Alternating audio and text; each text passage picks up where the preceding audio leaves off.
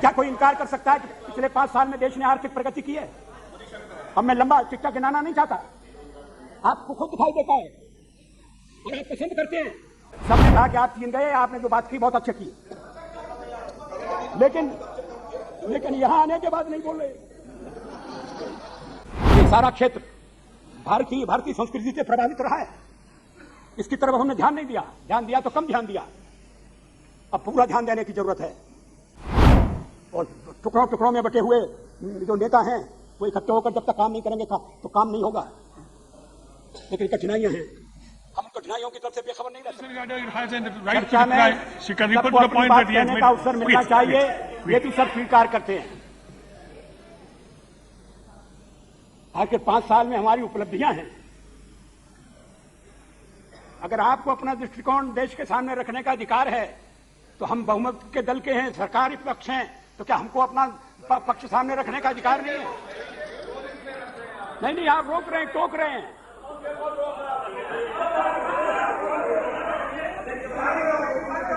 क्या कोई इनकार कर सकता है कि पिछले 5 साल में देश ने आर्थिक प्रगति की है?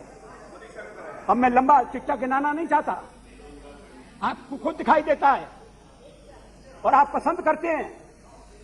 मैं भी चीन गया था, मैं एक और बात कह दूं, मैं चीन गया था और चीन के बाद मैं कलकत्ता आया तो जितने मुझे मार्क्सवादी या कम्युनिस्ट नेता मिले, सबने कहा कि आप चीन गए, आपने जो बात की बहुत अच्छा की, लेकिन यहां आने के बाद नहीं बोल रहे।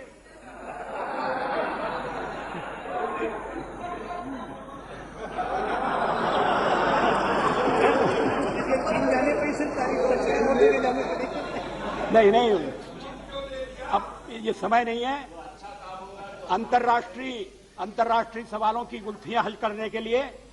लेकिन हमारी विदेश नीति में जैसे संशोधन होना चाहिए, वो अगर संशोधन कोई करता है तो उसका स्वागत होना चाहिए, और अगर स्वागत नहीं होता और जानकारी की कमी के कारण बहुत सी गलतियां हो जाती हैं, उन्हें ठीक करने की आवश्यकता है। लेकिन इसके लिए संवाद तो होना चाहिए, चर्चा तो होना चाहिए, और चर्चा के बाद फिर ये नहीं होना चाहिए कि हमने तो ऐसा कहा था, आपने वैसा कह दिया।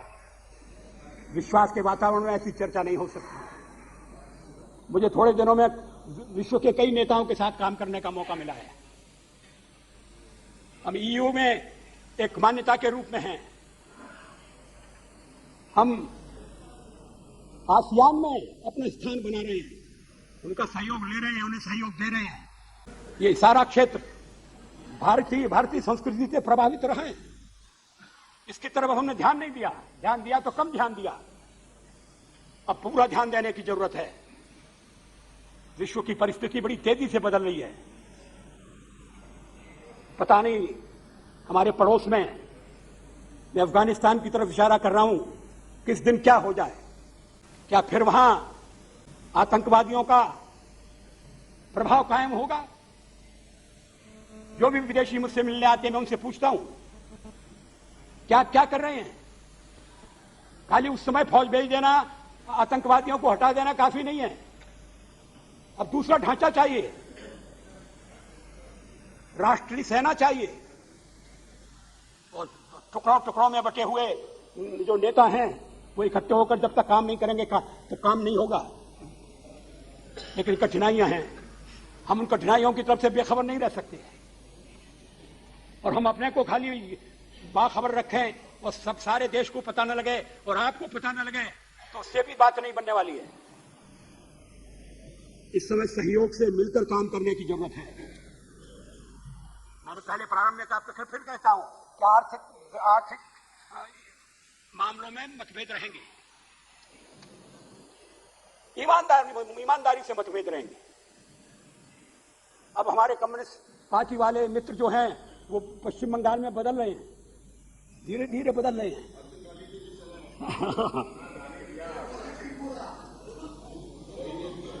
हाँ, हम आपके लिए एक ले गया था तोहफा, मगर आपने लिया नहीं। अध्यक्ष महोदय, मैं अधिक समय नहीं लूंगा। ये प्रस्ताव अभी तो अस्वीकार हो जाएगा। हम इसमें कुछ नहीं कर सकते, आपकी मदद नहीं कर सकते, लेकिन आप अपनी मदद कीजिए। बंटवारे का नौबत बंटवारे की नौबत नहीं आना चाहिए। और हम 1 वोट से हारे थे, वो भी आपको याद होगा। मायावती के लिए नहीं, 1 वोट से कांग्रेस से हारे थे। और हमने कहा था किसी 1 वोट से हम फिर जीत कर आएंगे, और आपने सुना नहीं, आपने माना नहीं, हम जीत कर आ गए। अभी चुनाव आ रहे हैं, संग्राम है। मैं अपने मित्र मुलायम सिंह जी से कहना चाहता हूं कि जो कांड हुआ उसके बारे में हमने जानकारी प्राप्त की है, और वो केंद्र सरकार उसमें शामिल नहीं है, प्रदेश सरकार की कारस्तानी है, उस पर रोक लगाने की जरूरत है।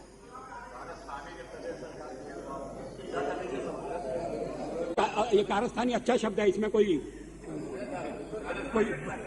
बुरी बूबास नहीं है।